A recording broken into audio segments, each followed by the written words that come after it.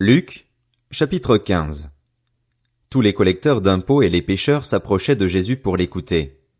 Mais les pharisiens et les spécialistes de la loi murmuraient, disant, « Cet homme accueille des pécheurs et mange avec eux. » Alors il leur dit cette parabole, « Si l'un de vous a 100 brebis et qu'il en perd une, ne laisse-t-il pas les 99 autres dans le désert pour aller à la recherche de celle qui est perdue jusqu'à ce qu'il la retrouve?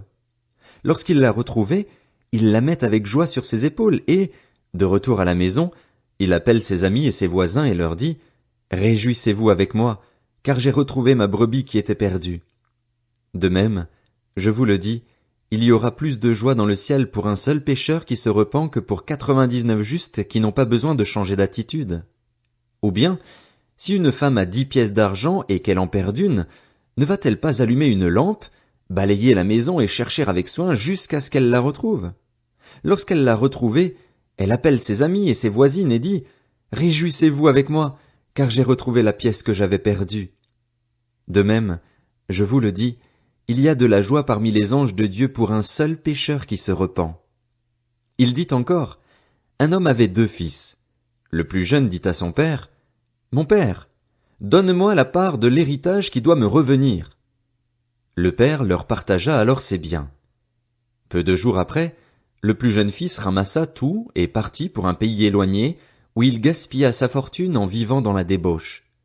Alors qu'il avait tout dépensé, une importante famine survint dans ce pays et il commença à se trouver dans le besoin. Il alla se mettre au service d'un des habitants du pays, qu'il envoya dans ses champs garder les porcs. Il aurait bien voulu se nourrir des caroubes que mangeaient les porcs, mais personne ne lui en donnait. Il se mit à réfléchir et se dit, « Combien d'ouvriers chez mon père ont du pain en abondance et moi, ici, je meurs de faim. Je vais retourner vers mon père et je lui dirai, « Père, j'ai péché contre le ciel et contre toi, je ne suis plus digne d'être appelé ton fils, traite-moi comme l'un de tes ouvriers. » Il se leva et alla vers son père. Alors qu'il était encore loin, son père le vit et fut rempli de compassion, il courut se jeter à son cou et l'embrassa.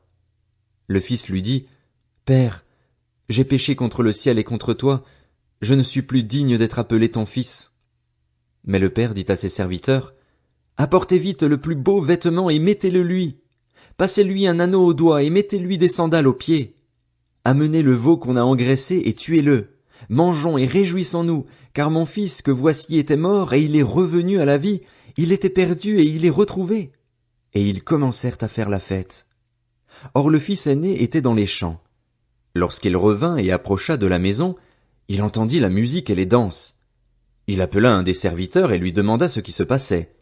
Le serviteur lui dit, « Ton frère est de retour et ton père a tué le veau engraissé parce qu'il l'a retrouvé en bonne santé. » Le fils aîné se mit en colère et il ne voulait pas entrer. Son père sortit le supplier d'entrer, mais il répondit à son père, « Voilà tant d'années que je suis à ton service sans jamais désobéir à tes ordres, et jamais tu ne m'as donné un chevreau pour que je fasse la fête avec mes amis. Mais quand ton fils est arrivé, celui qui a mangé tes biens avec des prostituées, pour lui tu as tué le veau engraissé. » « Mon enfant, lui dit le père, tu es toujours avec moi et tout ce que j'ai est à toi. Mais il fallait bien faire la fête et nous réjouir, parce que ton frère que voici était mort et il est revenu à la vie, il était perdu et il est retrouvé. »